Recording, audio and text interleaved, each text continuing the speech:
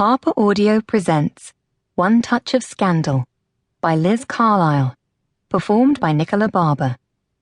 Copyright 2010 by Susan Woodhouse. Production copyright 2010 by HarperCollins Publishers.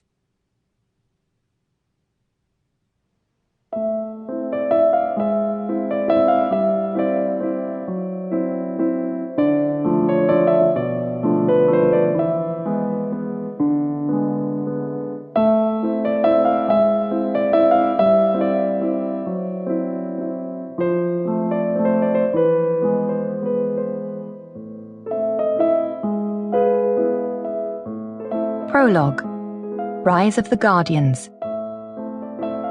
Paris, 1658. The fine haze crept over the Marais in silence, a gossamer thing that settled softly into the cobbled lanes and grand allées alike, deadening the night like so much straw cast down before a hearse.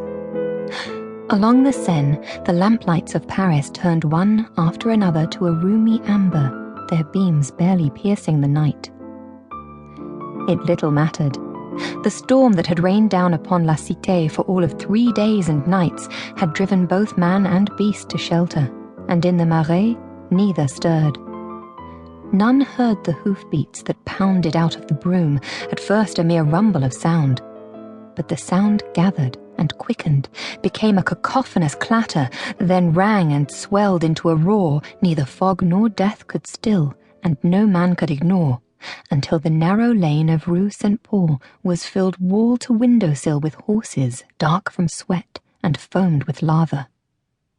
Casements screeched and sashes thudded up as, all along the street, the good citizens leaned out to see what despot's army bore down upon them. But as quickly as they had come, the horsemen passed through, clattering down onto the river road, along the Hôtel de Seine, then onto the Pont Marie, their thick black capes streaming out behind as they fairly leapt over the Seine, to vanish into utter darkness. Later it was whispered by those who had seen them that the horsemen had been inhuman, that the heavy hoods had concealed naught but cheeks of pale, bleached bone with bright burning sockets above, that the hands which fisted the reins were without flesh or substance, indeed, that the riders came thundering forth in the wake of the storm and down upon the quiet pastures of the Ile Saint-Louis as emissaries of the devil himself, and that all was to come afterward was naught but a righteous punishment. In the darkness beyond the Pont Marie, the foremost of these devil's minions drew up his steed, a snorting, wheeling mass of muscle and temper, and hurled himself from the saddle in one motion.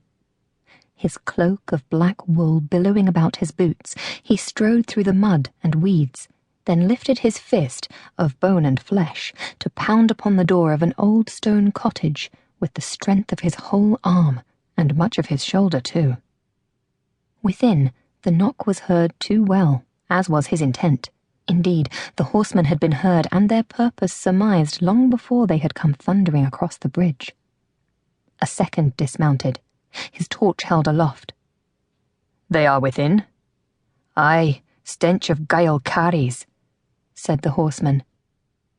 He pounded upon the door again. "Ouvrez-moi! Open, you scurrilous dog, in the name of the fraternitas aure crucis."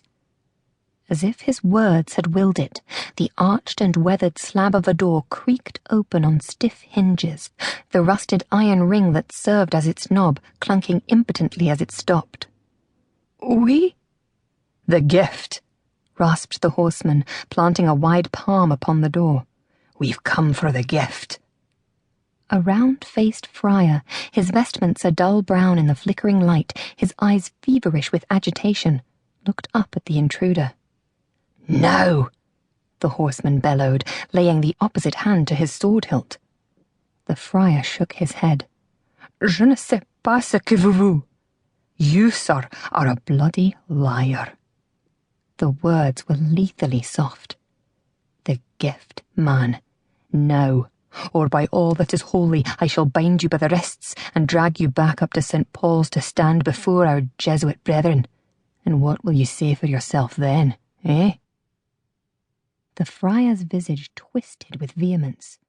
"Très bien," he snarled.